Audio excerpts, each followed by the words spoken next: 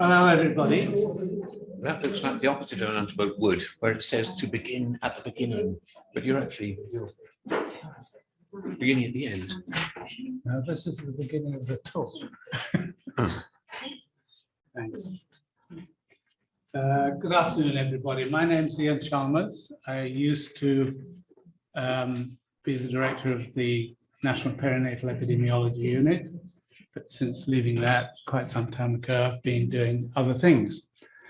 I'm very grateful to George Ladysmith and John Gallen for inviting me to chair this session, and to Catherine Shepherd, who's helped me with various bits and pieces in making a preparation for it. So thank you very much for that. The other thing is that I think this session is designed to make the point that the public has every reason to be indebted, feel indebted to the Aspirin Men, and two of which I'm going to concentrate on, Peter and Richard. But I'm personally very indebted to both these people, very much indeed. And it's a public occasion on which I can admit my indebtedness to them. So thank you both very much indeed. As you know, you've both been interested in, how do I make this go forward? Straightforward. They've both been interested in this plant, willow. And when my wife Jan heard about that, and interest in what I'd be doing this afternoon, she said, well, on your walk this morning, pick up some willow, and I will make 2 corsages with the stars.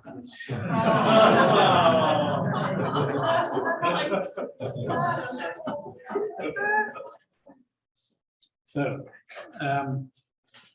as you know, the genus Salix has about 400 species, and I have no idea whether those are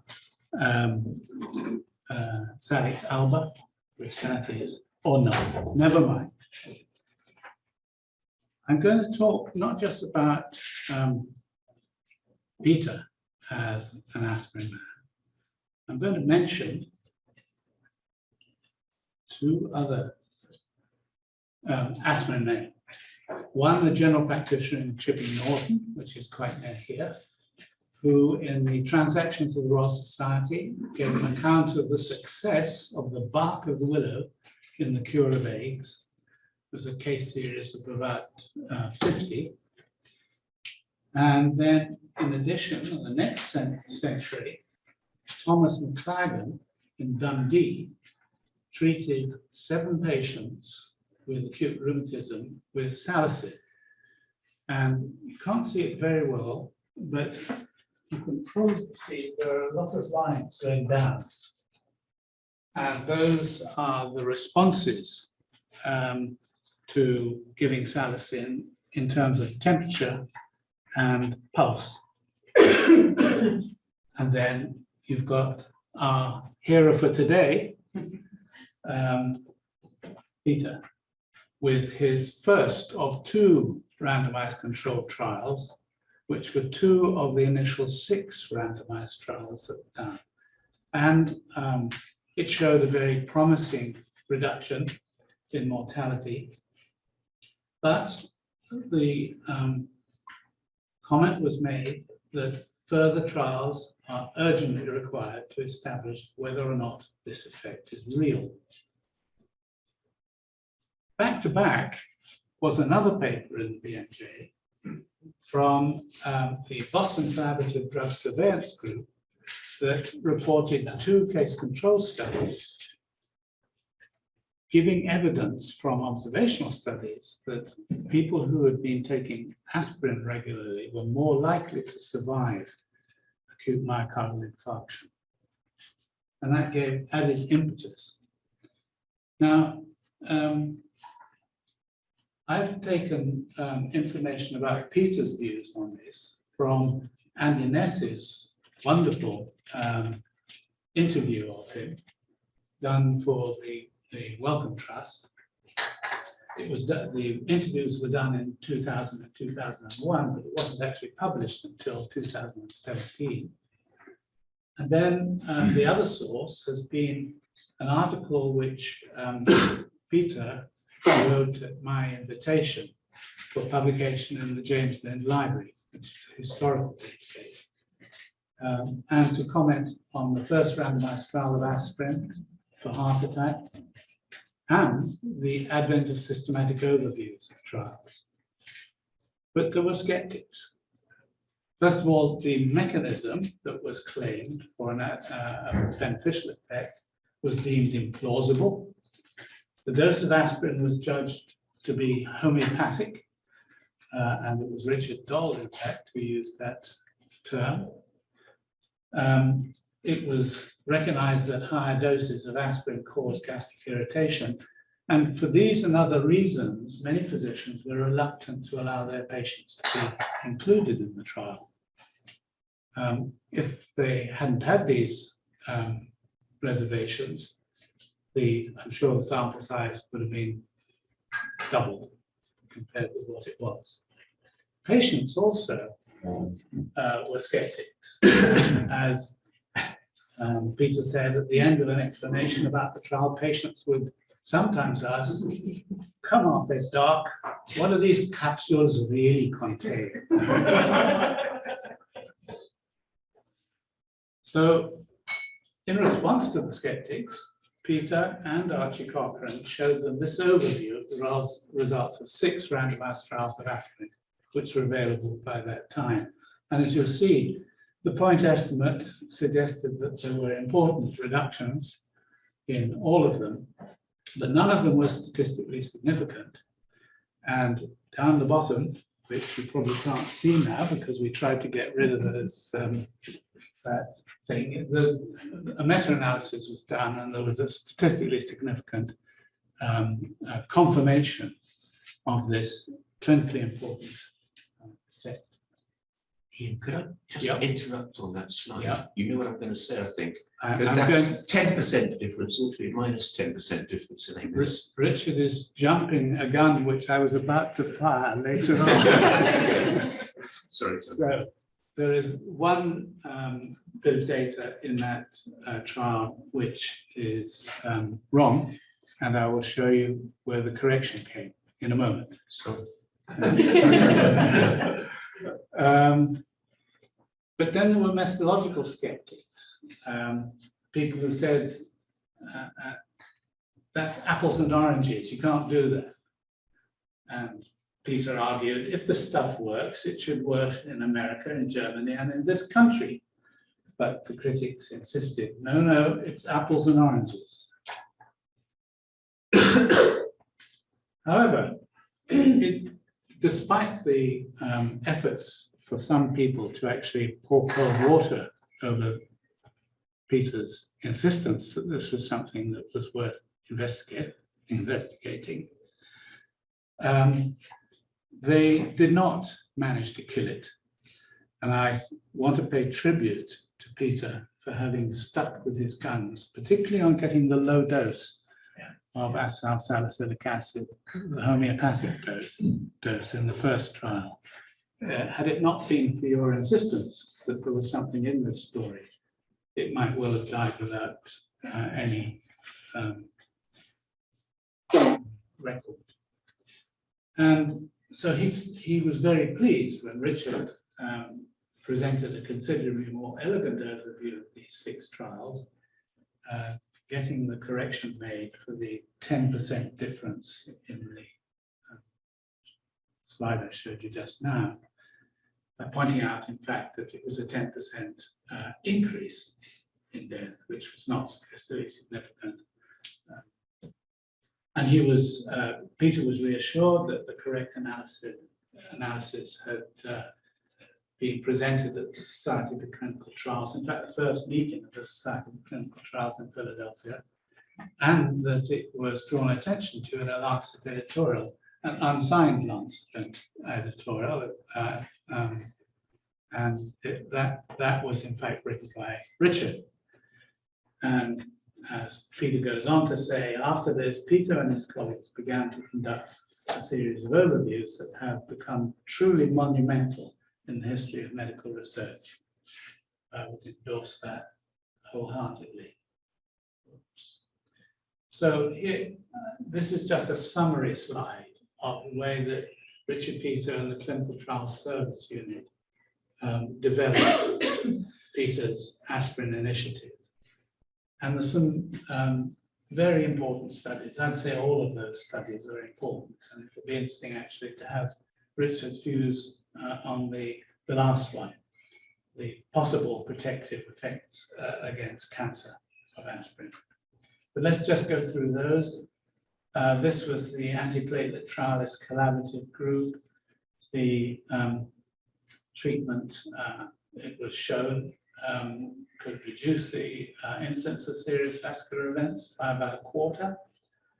And here were the data that it was shown on. And this is the AMIS trial, the one where the point estimate now is on the correct side of no difference. Well, these are vascular events, aren't they? Whereas the previous claim was on overall mortality, but this is correct. So for vascular events, they do all tell the same story. That's great. Thank you very much for making that clarification. And then in ISIS-2, which was treatment of myocardial infarction with streptokinase or aspirin or both or neither, that showed a protective effect of aspirin. Here's the cumulative mortality rate showing that aspirin is protective as compared to placebo. In fact, Richard will emphasize this point on in the slide that he's going to be sharing. By the way, I've been in touch with Richard about this presentation for a couple of weeks, so nothing's coming as a surprise. So the perinatal antiplatelet review of international studies of aspirin given to try and reduce preeclampsia and the adverse effects of preeclampsia. And the Clinical Trial Service Unit was extremely important, and actually Rory Collins was very encouraging for this particular trial to get off the ground. There are a number of people whom I know very well, and some whom you will know. You can see right up the back here is Doug Altman, the late lamented Doug Altman, and Barbara Farrell from CTSU there. But the principal investigators were Liz Askey from Australia, Lydia Julie from this country, David Henderson Smart from Australia, and Leslie Stewart from York, but other people as well that you may recognize there. And this is the report which is published in the Lancet, and you'll see from the first line of the interpretation that they were happy that it actually showed evidence not of a big effect, but of an effect nevertheless, they judged. Last slide. This, Peter was here earlier on. Is he still here? Yeah, not Peter Elwood. No, Peter Elwood just looked in. Say hello. Right, okay, that's what he did. Okay, so he's the first author of this study, and this shows how carefully curated data sets, as there were from the aspirin trialist collaboration, became a vehicle for studying another hypothesis. I forget how it arose, but basically what it showed is about a 20% reduction, I think, in a number of different cancers. And those randomized cohorts continue to be followed up, and they're going to be looking at the incidence of cancer in the forthcoming analyses from that. Sorry, on the wrong way. That's my last slide. Take it away, Richard. It's over to you. Sorry. Thanks, Ian.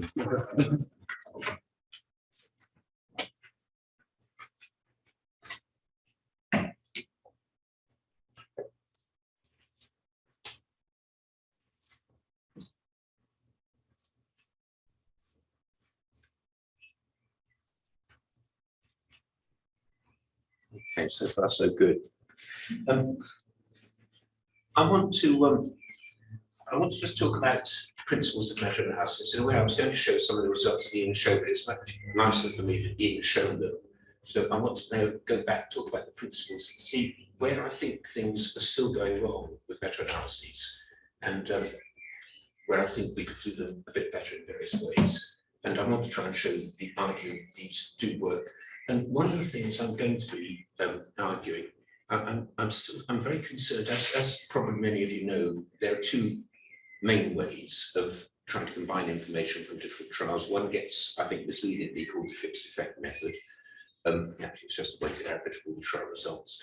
And the other gets called the random effects method. And I think that the random effects method is scientific. I think the fixed effects method is scientifically much better. And I think the random effects method is scientifically unsatisfactory, and I want to explain why. Sometimes they give the same answer, well, in that case, medically, it probably doesn't matter that the same answer one way or another, but sometimes they give different answers, and sometimes they give importantly different answers, and I want to explain why I think the random effects method in general should not be being used for meta-analyses. It is, at the moment, used for most meta-analyses, and I think this is a mistake. Okay, so it's a bit of it's looking forwards from these meta-analyses. Okay, now I want to just go back to some principles. Why do we need large-scale randomized evidence? Why do we need mega trials and meta-analyses? And the answer is because often the effects on mortality aren't very big. So when we're looking at something like mortality, then a moderate difference, being dead is very depressing, so even a moderate difference in the probability of dying might be worth knowing about. And so, for example, aspirin will, following MI, will reduce by about 1/6 the probability of death, vascular death, but it reduces by about 1/3 the probability of a non-fatal vascular event. Overall effect of about a quarter on any fatal or non-fatal vascular event. But again, the effects, when you're looking to try to reduce mortality, then often you're in the business of being interested in moderate effect. Is there a moderate effect or no effect? In other words, the job of the trials is to work out whether the treatment is totally useless or fairly useless, something like that. But it's this moderate difference, and this need for reliable assessment of moderate effects or refutation of the existence of moderate effects is I think critical to clinical trial methodology. Now I want to start with that ISIS result that Ian just showed, the effect of aspirin in acute MI, and ask, what could you do with that? That trial took place in the 1980s. It didn't have any Chinese people, it didn't have any African people, it didn't have any Indian people in it. We've got other antiplatelet drugs now. What's the relevance of that result to medical practice in the 2020s and the 2030s? And one thing you always want to know, if you want to use clinical trials to govern the treatment of future patients, well, there's one systematic difference. All trials are in the past, all patients are in the future. So how should we extrapolate trial results? Knowing also that the patients in the trials are really selected in ways that we don't understand. They're not a random sample of all patients. So many very different types of current and future individual patients. How do you use trial results to talk about treatment of individuals?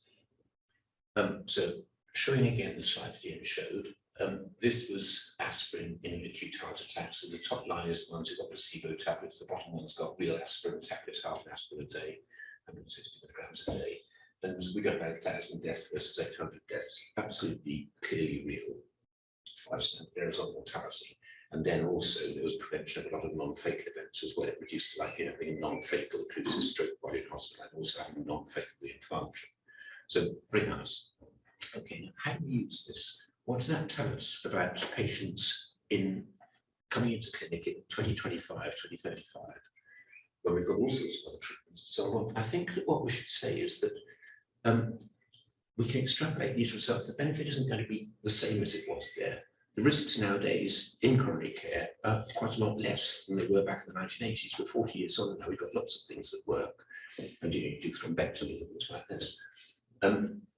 So there's the patients are very different, and if there are differences between one population and another, then we've got coronary care units all over China, all over India, all over the main cities of the world, and this trial was mostly, not entirely, but it was mostly in populations of European origin. So it's atypical. So what I'd suggest is that we can extrapolate these results forward, and this is true for trials in general. This is the claim I'd make. You extrapolate them sort of semi-quantitatively, semi-qualitatively. You'd expect a benefit which is of, it may well be less than that in the trial, quite a lot less. I mean, the benefit nowadays might be 0.5% or 1% rather than 2% gain. So it may well be less, but it's going to be in the same direction. Because we know this is real, we know there'll be some real effect in future patients, not necessarily the same size. And if the treatment was a dangerous one, then you'd want to think separately about how big the side effects are going to be in future patients. I mean, the only thing here, you really wouldn't want to be giving aspirin to somebody who actually had a cerebral hemorrhage. You might well want to, or his brain is being held together by a thrombus in some way. But if you just take the generality of patients, then I think we've still got some information from this, that antithrombotic treatment, whether with aspirin or with some other antiplatelet drug, or with some other thing which is inhibiting thrombosis, is on the whole going to do more good than harm, unless you've got some special reason otherwise. If you're going to be intervening to try and get the thrombus out, or if you're going to try and do some surgical procedure, then okay, you've got a different situation. But it's this semi-quantitative extrapolation. And that's, I'd say, the same for the old trials of chemotherapy, say for breast cancer, or endocrine treatments of breast cancer, or all sorts of things. You've got this semi-quantitative extrapolation, semi-qualitative, semi-quantitative. And also, the other way in which I'd use this, I wouldn't trust subgroups. I mean, for example, when the aspirin results first came out, when people were criticizing Peter's work, they said, well, when eventually it said there was something going on, they said, well, it works only in men, it has no effect in women. There are all kinds of theories as to why this should be, and Peter's comment was that this was silly, and in fact, it turned out not to be true. But you always get silly subgroup analyses. Somebody comes up with some silly subgroup suggestion, and then somebody finds out the reason why that was just what they would have expected. So don't trust. You can extrapolate semi-quantitatively from one subgroup to another. In other words, if the overall result is clearly, definitely showing a good overall result, don't trust. I mean, subgroup analyses are an absolutely guaranteed way of getting false negatives. If it works overall with a 5 standard error difference like this, then you can guarantee that there'll be some silly subgroup where it seems not to work. Don't trust them. Subgroup analyses kill people. You want to know how to individualize treatment, but subgroup analyses do not do it. They're just so unreliable. You'll kill more people than you save by individualizing treatment through the use of subgroup analyses of trial results. And yet every result you see in the Lancet and New England Journal, it will find subgroups, and it's just nonsense.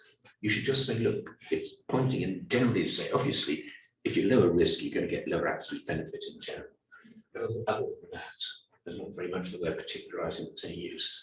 So just how do we extrapolate?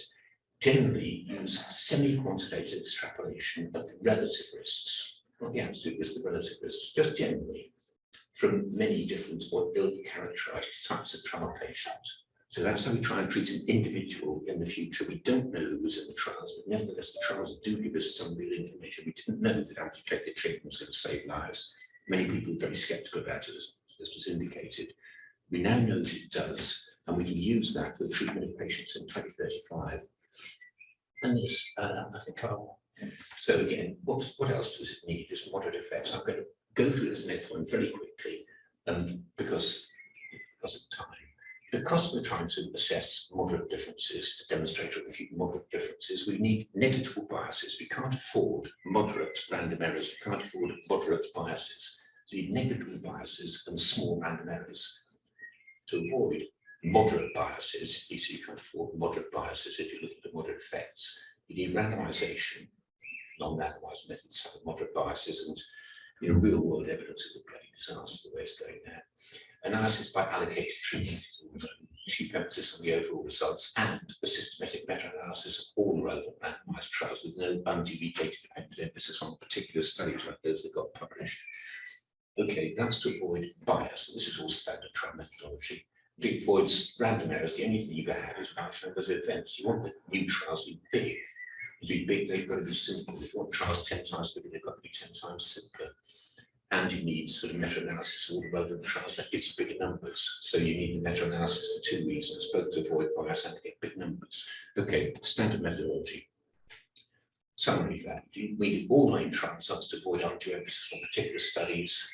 And we've also, in interpreting even the meta-analysis, you've still got to avoid unduly data-dependent emphasis on particular subgroups. Yeah, sure, sometimes there's a subgroup effect, but generally, if you've got an unexpected subgroup effect popping up, like it works in males and not females or vice versa, and there's no particular reason for that to be true, don't believe it, as usually said. So I'll skip the next slide. We came up with this astrological subgroups, so we took the aspirin results, we subdivided my medieval birth sign.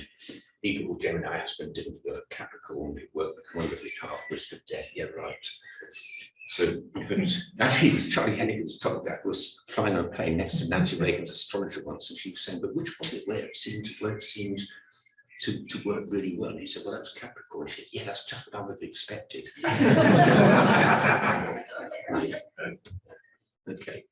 Okay, now I want to give a few examples. Now I want to come back to this question of random effects methods, fixed effects methods. And I want to use magnesium, was supposed to be a great treatment for acute heart attacks. You avoid the patient dying from a sort of sudden arrhythmia. Well, maybe.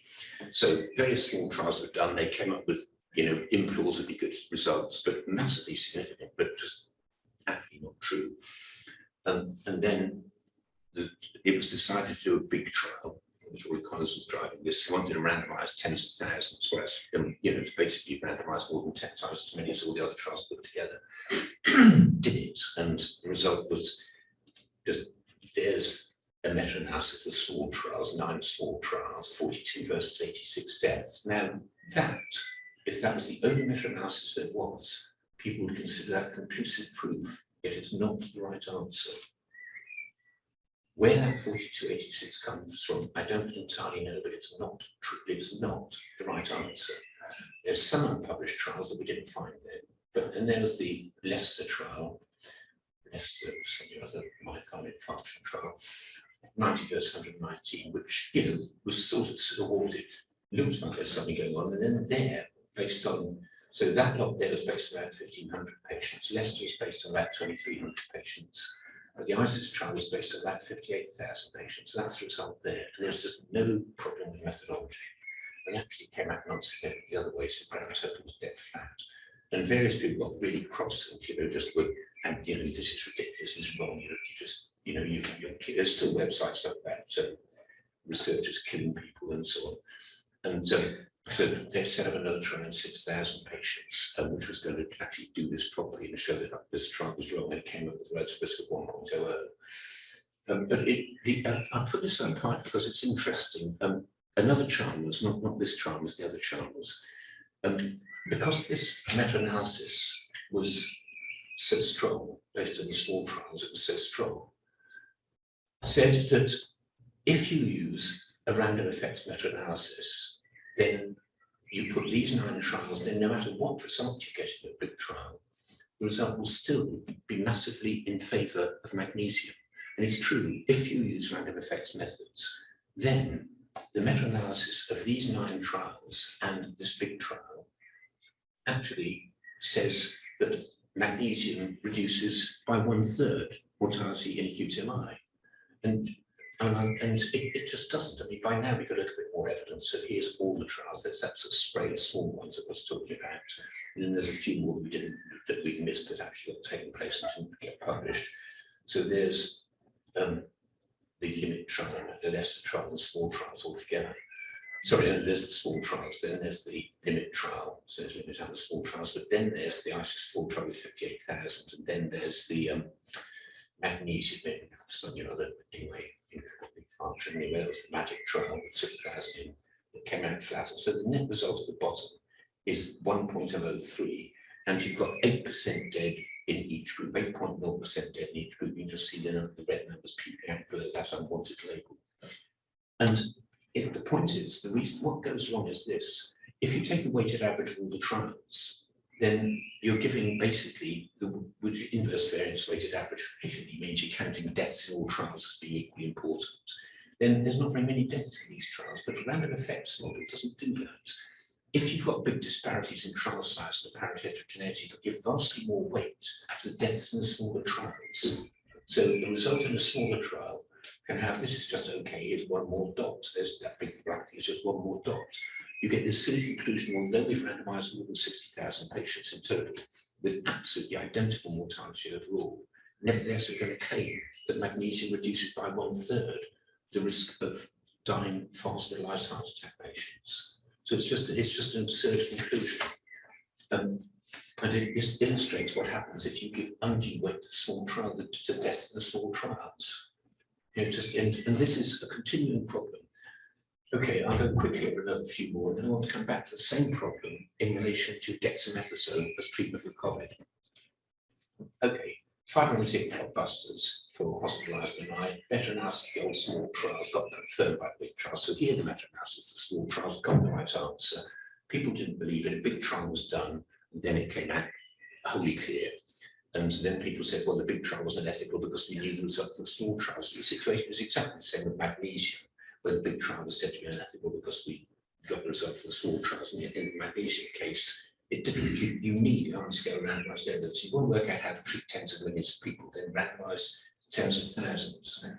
And the meta-analysis of the trials, of the big trials and the small trials, showed benefit eventually, even if you were more than 6 hours after the onset of pain, when in theory, dissolving the thrombus should make no difference because the muscle by then was dead. So all kinds of theoretical reasons saying why it couldn't work then, but there's the results. So what was the benefit? Here's the ones who got randomized within the first hour after a heart attack because they've had their heart attack in hospital, then the ones who've got in hospital within 2 or 3 hours, 4 to 6 hours. But here we've got the ones who've got 6 to 12 hours. They got randomized 6 to 12 hours, and you can see there's a nice big benefit there, 2% absolute gain. So the meta-analysis showed also, yeah, sure, it's better to dissolve clots more quickly rather than more slowly. But even this time, when it was said it couldn't work, people just said definitely wouldn't even randomize patients at that point in many trials, and it does. It's just, I don't know, you never know till you look. You just don't know till you look. But the later you give it, the less the benefit. So you lose about 1.6 per 1,000 patients for every hour of delay. And actually, the informed consent process for some of these trials took about an hour, so anyway, that was ethical. Here's another one. So that informed consent caused some unnecessary deaths. And that's okay, this is ethics. Then, can 6-monthly vitamin A supplementation reduce under 5 child mortality? Well, take the WHO report on global health 20 years ago, it says it would avoid nearly 1 million deaths a year. And again, it's not really true. It's based on trials of inadequate size. And the implausibly large treatment effect that had been estimated by the small trials got halved when a big trial was done. Perhaps by chance, the big trial actually suggested very little benefit. But when you put all trials together, there's still something there, but nothing like as much as was claimed. So again, here's one of these pictures. Little trials, big trial, grand total. And it's just a weighted average. The grand total is just a weighted average for all the trials. And that white square would be the weighted average just for the smaller trials. And you can see that the big trial and the meta-analysis, the smaller trials really are statistically incompatible with each other. There is definitely significant heterogeneity. A random effect model here would therefore give the little trials, would give the big trial much less weight, would give the deaths of the little trials much more weight. And I think this is a mistake. I think there is an effect. That big trial was unpopular. Because there's a very strong anti-vitamin A faction saying that you mustn't do this, and it was really campaigning against vitamin A supplementation. There's an incredibly vigorous pro-vitamin. And when we came out with this result, the anti-vitamin A said, right, you've proved it doesn't work, now you're trying to pretend it does with the meta-analysis. The other ones was the pro-vitamin A lot was saying, look, this is a really important intervention, completely undervalued by your trials. All enemies and no friends. Okay, So the mortality reduction is still highly significant, but it's only about a quarter or half of the previous estimate. People were saying 20 or 30% reductions, 5 to 15. Okay, now I'll actually, in a way, I'm going to buzz through the next few slides. I'm almost going to read them into the record. And then leave them there because of time. So some statistical details. The way to do a weighted average, rather curiously, rather bizarrely, is write down observed minus expected for each trial result. In each trial, observed should differ from expected only at random if treatment does nothing.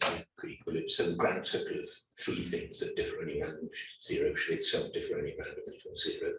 And we put down the variance of each and add them up. And it turns out that this is the perfect way to get an inverse variance weighted average of all the trial results. This simple adding up of O minus C and D, which you do without knowing why it's important, actually gives you the most sensitive meta-analysis there is. It's a rather nice coincidence that something simple turns out to be optimal. And there's some reasons for it. I'm not going to go into that now. But it just says that basically, if you just do this, and you can see the slide afterwards if anybody's interested, it's going in the record. So summation of observed minus expected values from separate studies can be used comfortably, even by people who don't know exactly why it's optimal. Okay, and but a weighted average of all the trial results. What it does, it gives similar weight to each death, no matter what size the trial it's in. But it doesn't assume that the true relative risk is the same in all trials, which should not be called the fixed effect method. It's just a weighted average of the studies that actually got done. Where there seems to be substantial heterogeneity, then random effects methods give much more weight to the deaths in smaller trials, which isn't appropriate. And if there's only one large trial, each death may be virtually ignored. And in the case of magnesium, how it does vitamin A, standard random effects meta-analysis find highly significant benefit no matter what the results in the giant trial is. It just wouldn't matter because the random effect model can ignore, no matter how big a trial is, it can ignore it effectively. It's bizarre. Now, okay, so I've done that one. Now I want to finish. My final example is the most beautiful result in COVID was the recovery trial, which 99 days after it started in March 2020 came up saying that if you just give dexamethasone 6 milligrams a day for 10 days to patients who are in hospital, needing oxygen, can't breathe, may well die, then you can reduce the probability of dying. They get no work, you get out of hospital alive. And that's just a lovely result. It's a beautiful result. So there's the result that people are actually on a ventilator. And there's the response on supplementary oxygen. Is it going non-significantly the wrong way round in the ones who are not on oxygen? Possibly. But the ones who are at higher risk, it's definitely favourable. Okay, so what happened then? Well, a meta-analysis was set up, according to all the best statistical principles of all of the trials of hydrocortisone. I mean, dexamethasone is the only it's lovely and cheap there. 5 quid for a repeat course of treatment. It's available in every country. Got invented back in the 50s when Peter and I were both young. So here's the meta-analysis of systemic corticosteroids and mortality among critically ill patients with COVID-19. And you add them up, and there's the weighted average. Beautiful. It's about 4 standard errors away from 0. So really, actually, better than that thing. So it's really beautiful and definite. So a weighted average of all trial results reliably demonstrate a definite benefit. That came out and this is now widely used, but the protocol for this meta-analysis was written down, and you've got to do what a protocol says. You must never deviate from the protocol once you've written it. But the protocol said that we're going to use random effects methods. And so if they'd done that, this is what they would have got. Instead of 4 and a bit standard errors and the most beautiful mortality reduction in the whole of COVID research. No, actually, that's not true. In fact, it's pretty good COVID treatment research. You'd finish up with 2 standard error difference that could be dismissed, and people were pretty hostile to the idea of steroids, because steroids, when you've got an infection, you're trying to turn the immune system down a bit. Well, who wants to turn the immune system down when you're dying from an infection? It's sort of call it the steroid propaganda.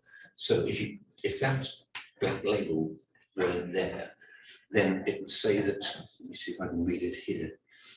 The random effects method misleadingly suggested uncertain benefit. And it was an incredible struggle to get them to override their protocol specified method and stick with something sensible, give appropriate weight to larger trials. Okay, that's it. Thanks very much. I just want to say, look, this stuff's just so good. It's so good. The way randomized large-scale randomized evidence has gone with Cochrane collaborations and many trials and stuff like this is beautiful. And back in the 1970s, it wasn't like that. So I want to finish up with an acknowledgement. Oh no.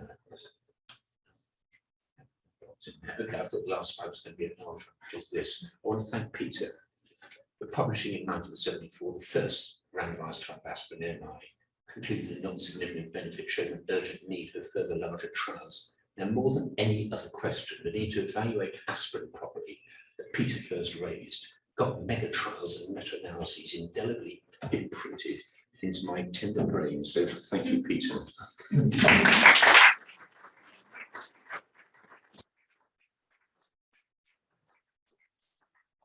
Yeah. I don't know anything else. Well, you may find that you do. You never know. Just need to find out from Catherine. Have we got any time at all? What we're going to do is get rid of the panel because Get rid of me off it, that's for sure. No, we don't have to do it yet. And we're going to get rid of the panel with a lot of old men and one slightly older woman. I think we're being slightly denigrated, you know. I was on it. So Come on, you're okay. You ask a question. Come on, what do you want to know? No. I'm saying questions should be asked, not that I'm asking. And I'm what? sure Jonathan's got one. And what time do you want us to break? You've got 5 minutes. 5 minutes. Okay. This is going to be a long answer. Yes, it's going to be more common questions. So, firstly, Peter, so I was the lead author on that corticosteroids meta-analysis, and I was browbeaten by Richard within an inch of my life that summer over the fixed random effects issue. And he's sufficiently convinced me that I'm going to go off to the Society of Research Synthesis Methodology later this summer and give a talk whose subtitle will be Richard Peto is right, stop doing random effects measurement. He kept walking off at the end of the conferences and saying, now I'm just going to the pub, I'm not having this conversation anymore. That's what he did. I mean, protocols, pre-specified protocols are great. I mean, they should be done. They stop people data dredging. A lot of what you're arguing for is not data dredging. The problem in our case was that we said we do random effects meta-analysis as a sensitivity analysis. And the journal would not allow us to remove the random effects analysis from the plot and put it in the sensitivity analysis. I mean, I think the point about random effects analysis is that it answers it provides an estimate that's a real estimate of something that is not at all useful. And people will insist on interpreting it as the same thing as the fixed effect analysis, but with a wider confidence interval, and it just isn't. And that was illustrated in the responses to that paper, which persisted in misinterpreting the random effects analysis, same as the fixed effects analysis, and then misinterpreting non-significant as no effect, and then arguing that the corticosteroids didn't work, which, as Richard rightly said, is absolute nonsense. Yes. Can I just make a comment on Say who you are. Oh, sorry, yeah. David Needham from the Centre for Space Medicine here in Oxford. And I names in the title, obviously, I teach a lot of medical students and postgraduates and health professionals about, as best I can, how to interpret evidence, how to make sense of it, how to apply it to practice. So Richard's been a huge influence on the way I sort of, only today as I teach the medical students, graduate entry year 2 at Oxford, that you should ignore subgroups. And I said those words today. So, but part of the point here that you're making, and which you're trying to make, is does it not eventually get down to this kind of really bogged down scientific arguments between what's the right statistical analysis, what's the right meta-analysis, what is the random effects, and you can have all the arguments with journal editors who probably don't even understand to this level. So I'm just going to say, where's the clarity in what we should be doing, and then what I should be teaching students to be looking for when they're looking at meta-analysis, which will, unfortunately, become, thanks to Iain, the thing we all now teach to. You should look for a systematic review that's been done really well and what the meta-analysis says. So Iain's put that forward, and that's the mantra that I certainly teach, and I think that's the right way. But where's the clarity? Because it can get bogged down quite quickly into sort of these arguments about, is that the right statistics, and then they all fall apart and start arguing against themselves. I think that I think if we got rid of the term fixed effect, which I think it was invented by Tom Chalmers in order to be misleading. I mean, he wanted to actually use it as propaganda against the ways in which we were trying to combine evidence.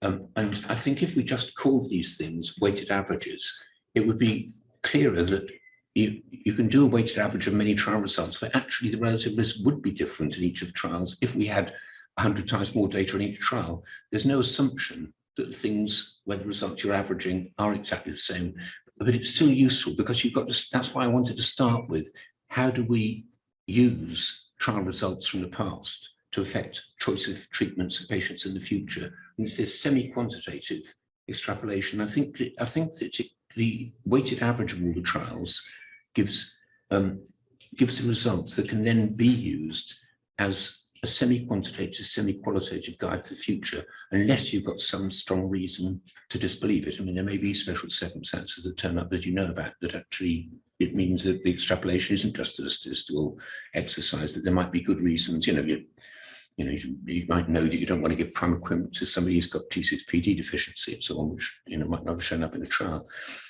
But I think that if it's called a weighted average, rather than being given a deliberately misleading term, and I think the problems with the random effects one can be illustrated quite nicely by looking at the ISIS trial result and say, what would that say if you were doing a random effects analysis that just that one trial? We've had one trial that looks as though it's knocking about 25% off mortality, but we've only got one trial. Maybe the next trial will go the other way.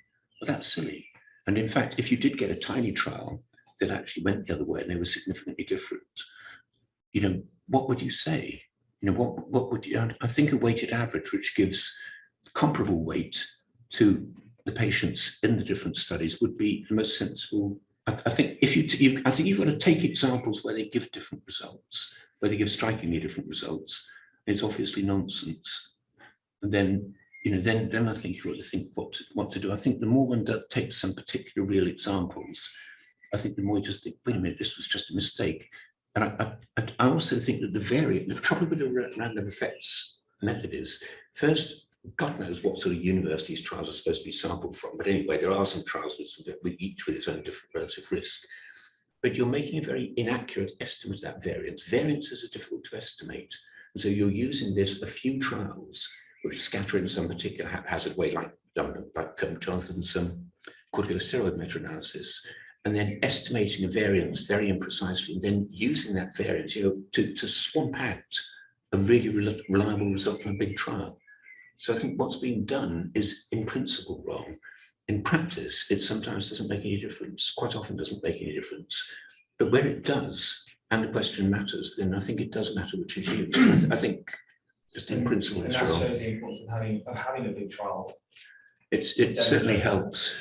George. I think Richard's explanation of why you should use fixed effect, weighted averages, just to say, what we're going to do is we're going to give the same weight to every death, regardless of what trial it is. Yeah, that's approximately exactly what it is, yes. The problem with random effects is that it's not, what it's asking you about is something that it not a scientifically useful thing to estimate, which is the average effect across all the trials, on the assumption that the effect varies randomly across all the trials, and with the uncertainty allowing for both the uncertainty, the sampling variation within the trials, and the variation with which you've estimated the variance. So it's perfectly statistically correct analysis that provides an answer to an uninteresting, useless question. George, I think that's it, yeah. Can I just make a short point? Please. In relation to that first trial in 1974? We published results, 24% reduction, which was non-significant. 12%. And the argument, 12%. 12%, yeah. And then 1974 was 12%. there was tremendous argument.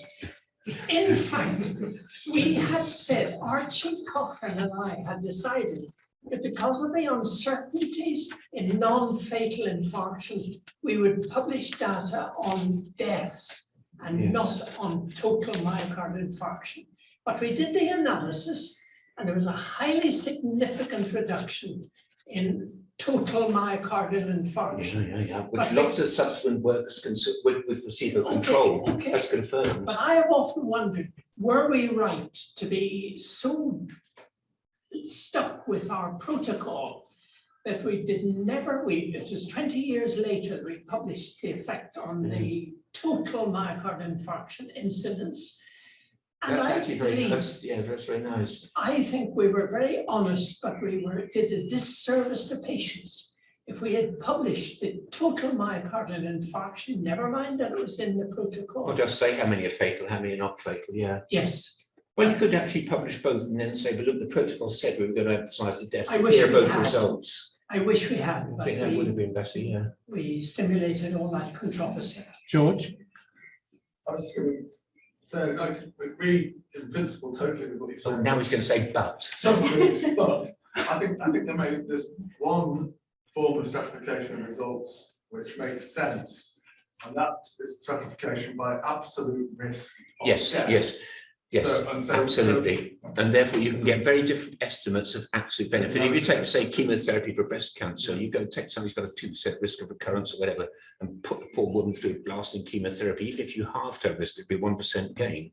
Yeah. So definitely, I think my slide that I went over a bit fast did underline the fact that it's the relative risk that I'm extrapolating semi-quantitatively, not the absolute risk. But the absolute risks, the absolute benefits do depend on the absolute risk if the relative risk is comparable, not identical, but comparable. And sometimes you can have interventions which have a small fixed adverse effect, like not getting off Yes, the operating absolutely, table. absolutely. And then the Yes, nervous system will Yes, change. definitely. And then you can change qualitatively. Yeah, As you exactly. can finish up changing qualitatively between this being a good thing to do. And a good example would be vascular surgery. If you're going to do neck artery surgery, there are people at really great risk where the hazards of the operation, which are not at all trivial, I mean, 1% die on the table and only 2% get seriously damaged. And you know, and it just, if you've only got a low risk from that lesion, then you're going to do more harm than good. Yeah. Whereas if you've got quite a high risk from that lesion, well, it's desperate, but you've got to do it. So definitely you can get a qualitative switch when you've got benefits and hazards.